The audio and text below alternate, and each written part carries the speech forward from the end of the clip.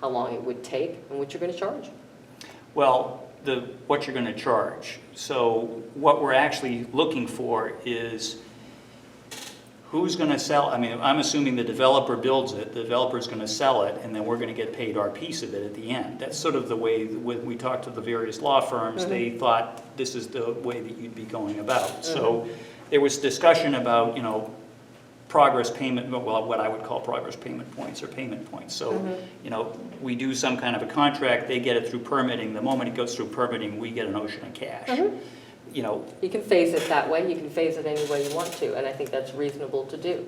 But again, it's going to come, every contract is different because you're dealing with a project that has specific issues. You want them to go back and rewire. You want them, you know, if you want them to go back and remeter, that can certainly be built into the contract, but it will affect perhaps a lump sum payment that's issued, you know, at a particular point in time.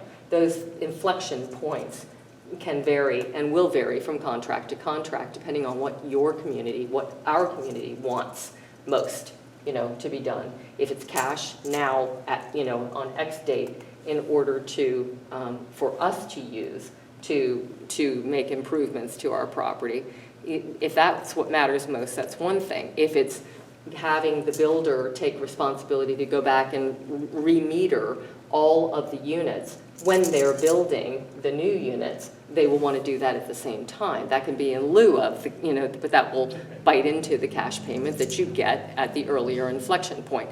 So designing these inflection points becomes a part of the RFP. okay.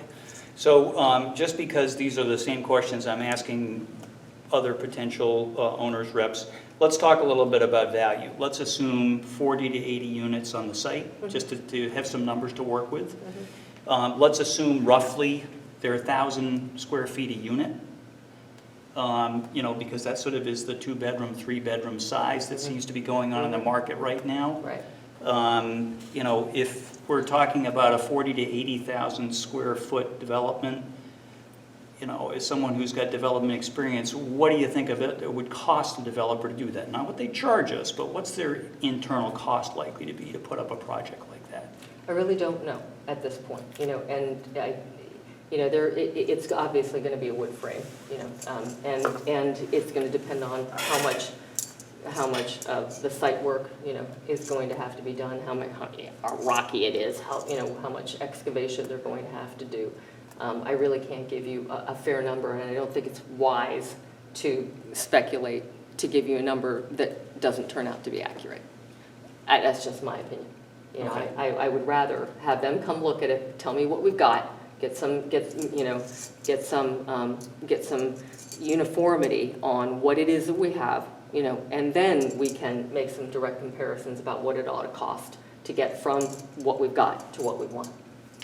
So you're thinking sort of an information gathering Yes. exercise, including developers Sure. to get input from them, That's what I would do. and we don't have to spend any money to do that. And that's what I have always done in the past. I keep my out-of-pocket costs. Again, I don't lose money. We don't, it should be on our cards. You know, we simply don't lose, and we don't spend money unnecessarily, and not try to invest it.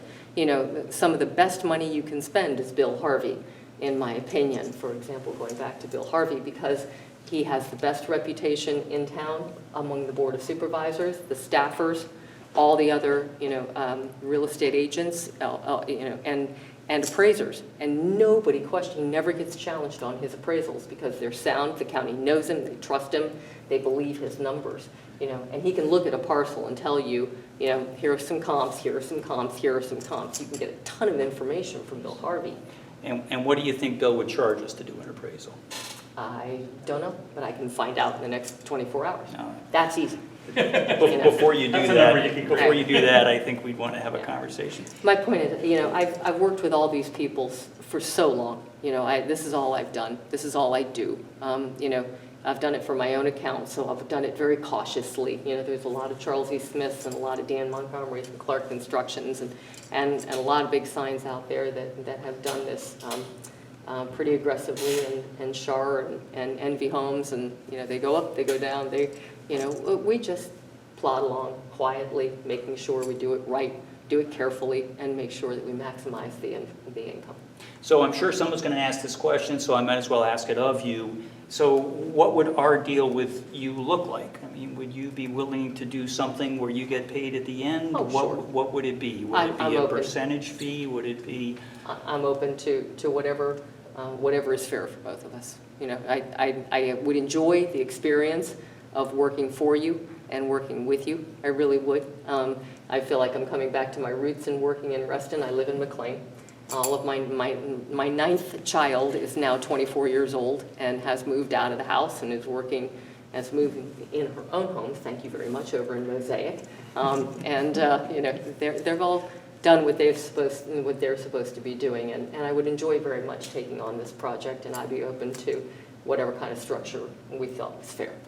Great. I'm sure others have questions. Feel free to. So I have a slight variation on that question. Great background, and thank you very much for coming. My question is, to some degree you answered a little bit, but why is this interesting to you? I mean, this is a relatively small project compared to projects you've been involved with Right. in the past. Because honestly, because I've seen them go wrong so fast, so unnecessarily. And because I know all of the players from Sharon Boulevard to the county attorney's office, to the appraisers, to the developers. I know everybody in the county. You know, I know the bankers, I know the lawyers, I know Cooley Goddard very well. You know, Tony Calabrese is one of my nearest and dearest friends. Art Walsh and Nan Walsh are very good friends. I have a good solid reputation because I don't burn bridges. I also know all the local politicians in this area. I don't burn bridges. But I also don't waste my time. And my husband says, I don't spit in the wind. I don't waste my time. So I hate to see a community like yours that has a very logical redevelopment use for a piece of property, a parcel, that needs to be redeveloped. I'd hate to see it go sideways. And there's so many owners reps and brokers and developers in this area that have different motivations, perhaps. You know, my motivation is in making this successful, plain and simple. And that's what we're looking for. My interest is in your success, and you're coming to the end of the project and saying, this is exactly what we hoped it would turn out to be. Right. Sir. What's the average rate of return on your projects? It varies depending. Some of them have been in the 20s. We owned 3 office buildings in the Golden Triangle in Washington, D.C. that we sold at the height of selling is always bad, but we sold at the height of the real estate market in 2007, and because we knew that we couldn't get a better return than what we were getting at 27% or something like that at this point. But our rates of return on our projects have varied from 5 to 50.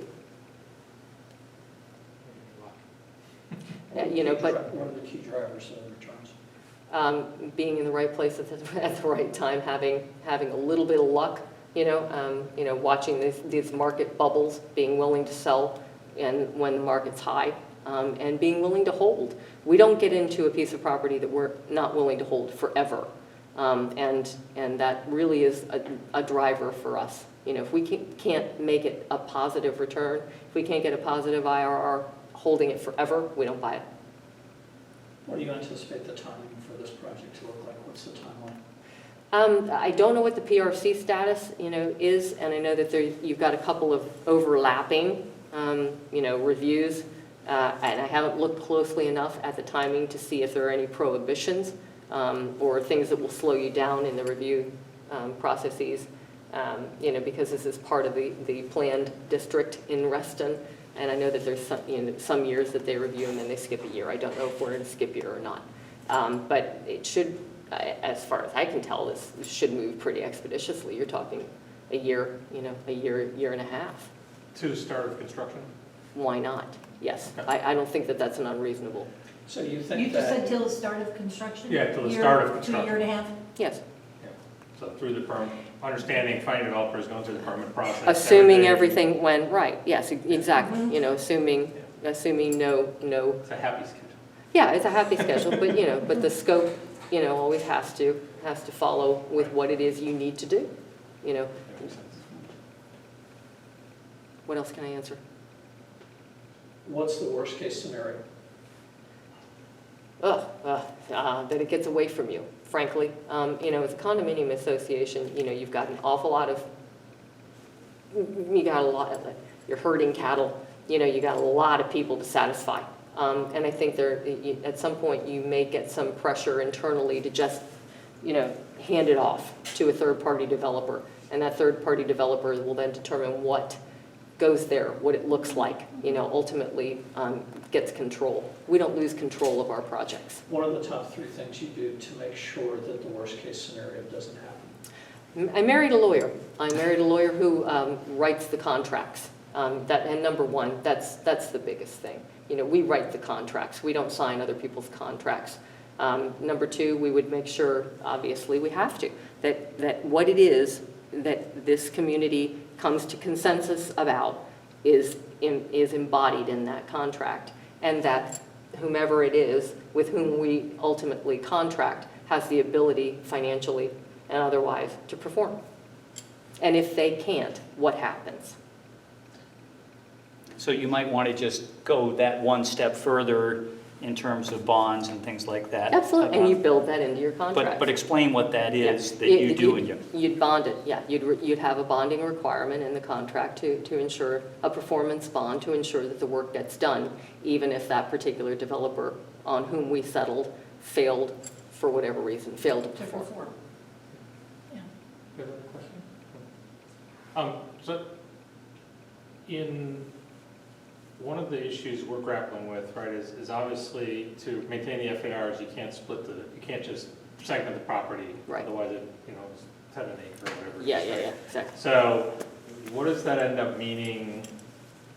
So one of the options we have understood would potentially be that these units would actually join a condominium association and become part of it. Is that a likely outcome Seems reasonable. of that flow? And that's a doable thing. So I think you'd mentioned you'd effectively done something like that once already, right? Absolutely, yes. And that process actually does work, and you can figure out how to allocate the... And frankly, it's less disruptive than bifurcating. When you bifurcate, a condominium association A with, association B, starts to get complicated. And that's generally not in the community's best interest if the condo documents allow for a seamless redevelopment and addition to it, to the existing condo. I think effectively we're going to have to get a 66% approval to do Right. this project anyways, Right. regardless of what we do. Right. And if you do that once and you do it right, Your regime, your condo regime is happier if it's all one family. one family. Always And it is. also makes sharing parking potentially, like if you build a common parking garage and you have enough parking for everybody, things like And- that, you don't have these issues of, no, that's not your parking. You can't touch that. And going forward, everybody's got the same interests. Again, you talked about what should it look like? It should look like what's here. You really want to have continuity in order to protect your property values, not only today, but in the future. On resales, you don't want resales from condo B to be, different than condo A, because they happen to be built at different times, and look different, have different finishes, and have different, a different Well, I think we're quality. going to be in for that anyway, because if you do any market research about what units in Vantage Hill are selling for, they're selling in the easy plus or minus 200 a foot. Brand new construction in Reston is not going to be selling at $200 a foot. It's going to be selling for a heck of a lot more than $200 a foot, depending on what the developer puts in. But what I'm saying is within VH, you want to get these units to be as similar as possible so that the comparables are outside of the condo association, not inside the regime.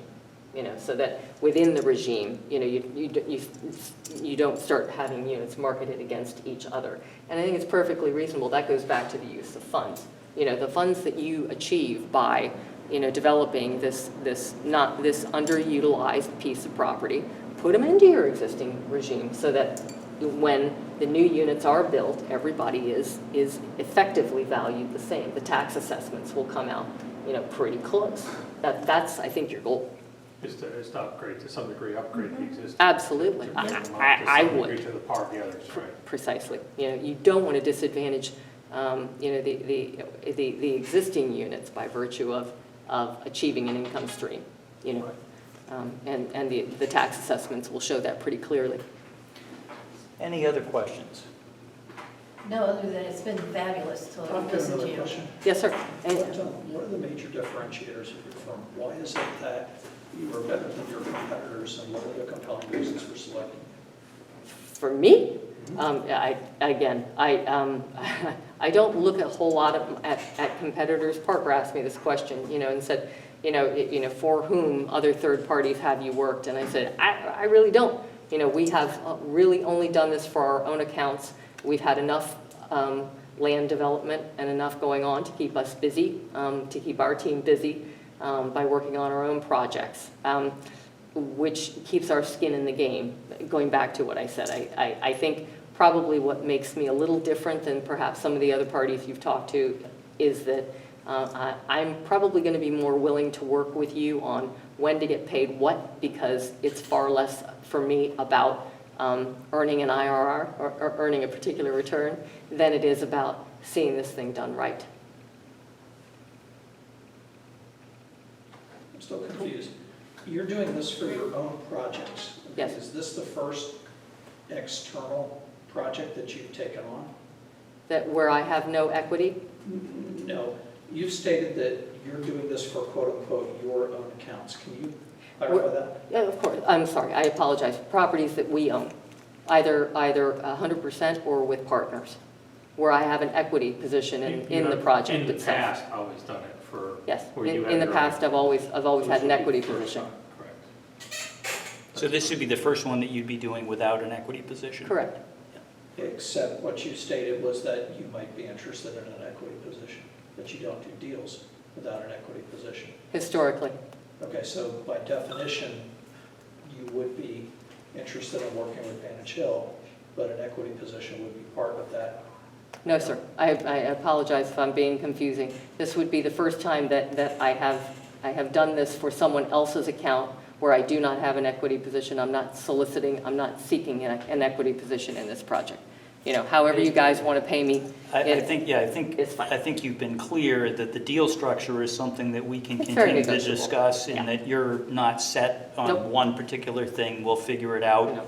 well defined before we go anywhere. Now- But we can be. Now, to that point, though, I would like to say that if it became interesting to or appealing to the condo association to have my compensation tied to, you know, the achievement of higher numbers, that's fine too. You know, I'm very happy to have it be performance-based, you know, to work, you know, and have my compensation reflect as a proportion of your compensation. I'm not adverse to anything. Somehow tied to the. I'm but, okay. I mean, short of you buying units, you can't have an equity position. You can in this project do, 'cause it yeah, doesn't exactly. exist. I flat fees, It's a fine, you know, concept. I'm not worried about it, sir. It's not my main driver. So one of the things that the board has Parker, asked. We have like Yeah, 6 minutes yeah, left. the board has asked that we have some time for ourselves, so if there are, if there's nothing else that's really substantial to ask as a question, I think we're going to move on to our own internal deliberation. Thank you. We are very grateful to you for coming, Oh, thank you for having me. I'm delighted to be here. and thank you for being interested in what we're doing. And regardless of whom you choose, I'm happy to help, you know, going forward. I've left a stack of my cards right there. They have my email and my cell phone. Because of the 9 kids, it's on 24 hours. Okay? I look forward to hearing from you. Julie, thank you so very, Even very with much. the youngest, 24. Right, exactly.